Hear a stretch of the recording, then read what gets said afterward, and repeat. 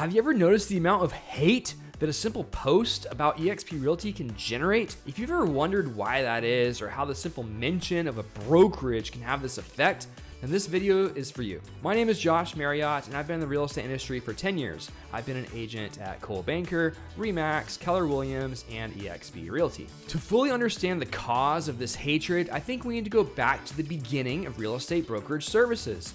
Coldwell Banker was the first real estate brokerage that started in 1906. Since then, a lot of real estate brokerages have popped up, and Coldwell Banker itself has expanded, and its parent company now owns 6 real estate brokerage franchises. Most of the big players in the game are franchises. That was the model that worked. It's currently the model that has millions of real estate agents. All these other brokerages really weren't that different from each other. They had slight differences, and they did compete on split, which caused normal market competition, which benefited the agents and them having a better split. Along came EXP.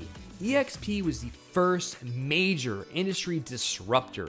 It was the first cloud-based brokerage. It was the Netflix to those franchise brokerages, Blockbuster. One of the big disrupting factors that EXP had was training. Training was no longer limited by geography. At all of the old school brokerage models, you only learned from the people near you in the local offices.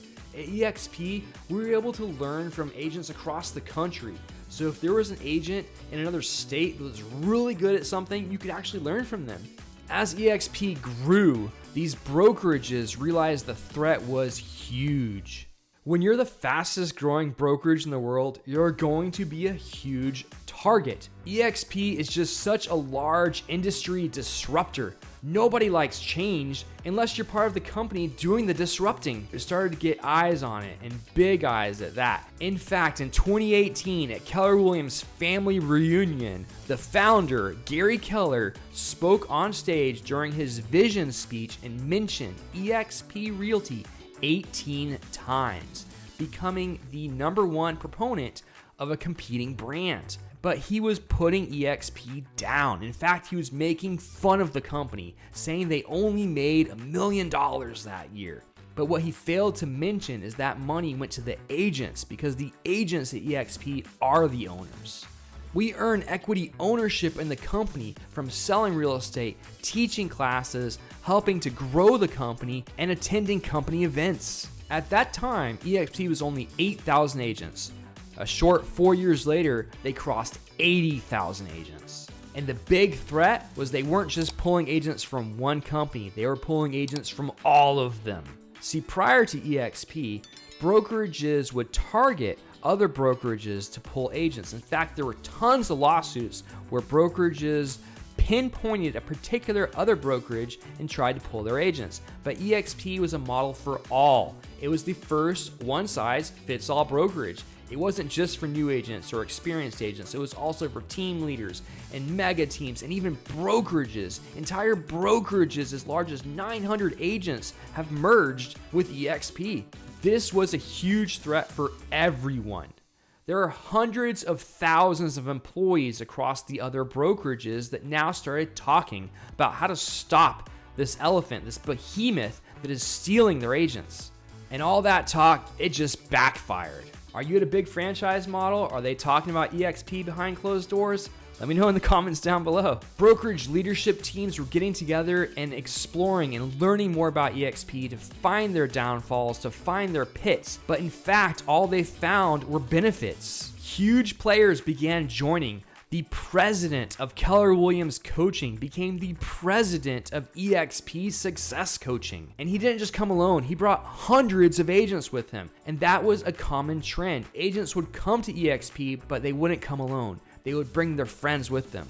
And so these brokerages continued to use old school tactics to talk down upon EXP. They use doubt. Well, what if the stock goes down instead of up? What if you can't bring any agents with you? What if? And they continue to use old school retention tactics of buying agents. Compass was notorious for it. Compass went around spending hundreds of thousands of dollars and even millions of dollars to buy agents for a contract term. They would give them a marketing budget in exchange for a long-term commitment. Like here's $100,000, but you got to come to Compass for 3 years.